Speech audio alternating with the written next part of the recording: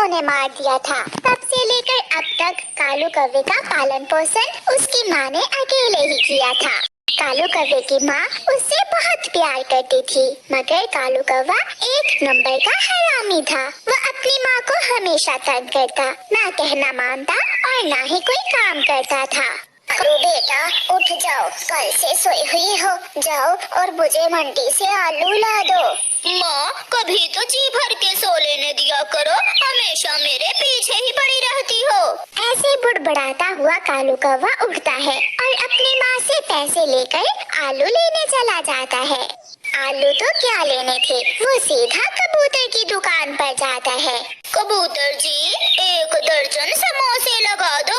1 दर्जन? कालू इतने पैसे हैं भी तुम्हारे पास? जो कहा है वो करो, मैं पैसे लेकर आया हूँ। फिर कालू कौवा वहाँ से पेट भर के समोसे खाता है और फिर भी ढाई।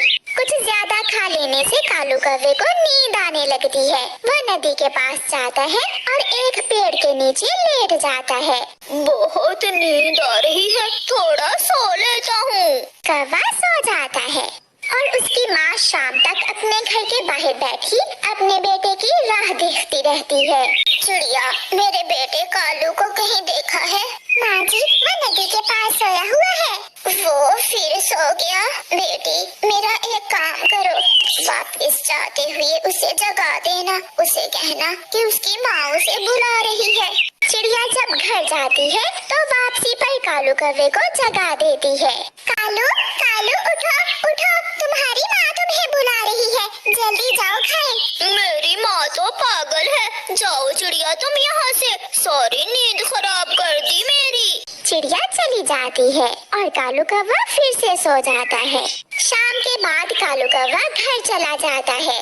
कालू बेटा, आलू कहाँ है? कालू कौवा तो भूल ही गया था कि वो तो घर से आलू लेने गया था, इसलिए वो अपनी माँ से हर रोज की तरह एक नया झूठ बोलता है। माँ जब मैं घर से निकला तो मुझे रास्ते में एक बहुत ही गरीब पक्षी मिल गया, मैंने वो पैसे उसे दे दिए। अच्छा किया ना माँ मैंने। अब मैं क्या सब्जी बनाऊंगी, घर में कुछ भी नहीं है। रहने दो माँ, मुझे भूख नहीं है। कौवे की माँ अब बूढ़ी हो गई थी, वो तो कोई कामकाज कर नहीं सकती थी और उसका जवान बेटा बहुत आलसी था।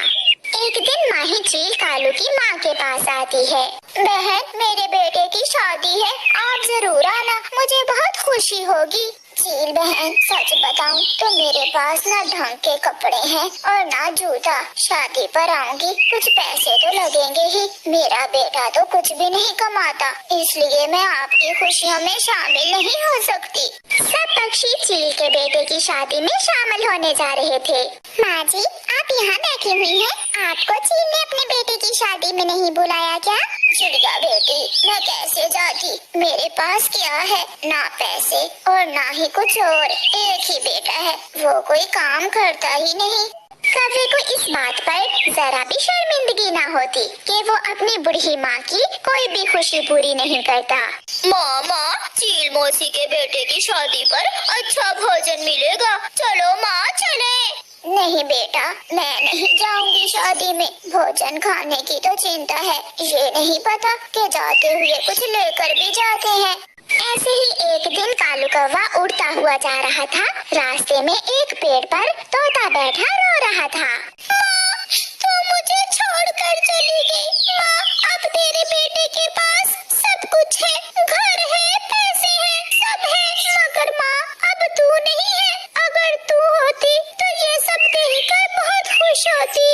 कौवा ये सुनकर तोते के पास आता है। यार तोते, तू माँ के लिए रो रहा है क्या? हाँ कौवे, मेरी माँ नहीं है। तोते, मेरी माँ है, मगर मुझे माँ की जरूरत नहीं है। तुम ऐसा करो, मुझसे मेरी माँ ले लो। माँ ले लो? कोई अपनी माँ भी किसी को देता है क्या? मैं कौन सा मुफ्त में दूंगा तुझे, मुझे कुछ पैसे दो और मेरी माँ तुम ले लो। तुम्हें माँ मिल जाएगी और मुझे पैसे, दोनों का काम बन जाएगा। तोता मान जाता है और वो कुछ पैसे कालू कौवे को दे देता है और कौवा वहाँ से चला जाता है। माँ चल, मैं तुझे मेला दिखा कर लाता हूँ। दूसरे जंगल में मेला लगा हुआ है, अच्छा, मगर बेटा मेरे पास तो पैसे नहीं है। पैसे हैं मेरे पास माँ, तू चल मेरे साथ। फिर कालू कौवा अपनी माँ को तोते के घर ले जाता है। लो तोते, मेरी माँ तुम रख लो, अब मैं चलता हूँ। कहाँ चले बेटे? मगर कालू अपनी माँ की बात सुने बिना ही चला जाता है। माँ जी शांत हो जाए, क्या आपको आपके बेटे ने बताया नहीं है कि वो आपको मुझे बेच गया है? ये सुनकर माँ हैरान हो जाती है। हाँ माँ, मैं अपनी माँ को याद करके रो रहा था कि कालू मेरे पास आया और कहा कि मैं उसकी माँ ले लूं। कालू बेटा, मुझे तुमसे ये उम्मीद तो ना थी कि तुम अपनी माँ को ही बेच दोगे। फिर उस दिन के बाद तोता कालू कौवे की माँ को अपनी माँ समझने लगा। तोता कौवी माँ को रंग बिरंगे फल खाने को देता। माँ ये ले, ये अंगूर खाइए। माँ आप ये फल खाकर सो जाए और रात को अगर किसी चीज की जरूरत हो तो मुझे आवाज दे देना। जीते रहो बेटा, बस एक बार कल मेरे कालू को मुझसे मिलवा देना। मेरा दिल बहुत उदास है अपने बेटे के बिना। एक माँ तो माँ होती है, बच्चे जैसे भी हों, मगर माँ अपने बच्चों से नफरत कैसे कर सकती है। इसलिए कालू ने जो भी किया, मगर उसकी माँ अभी तक अपने बेटे को याद कर करके रोती थी।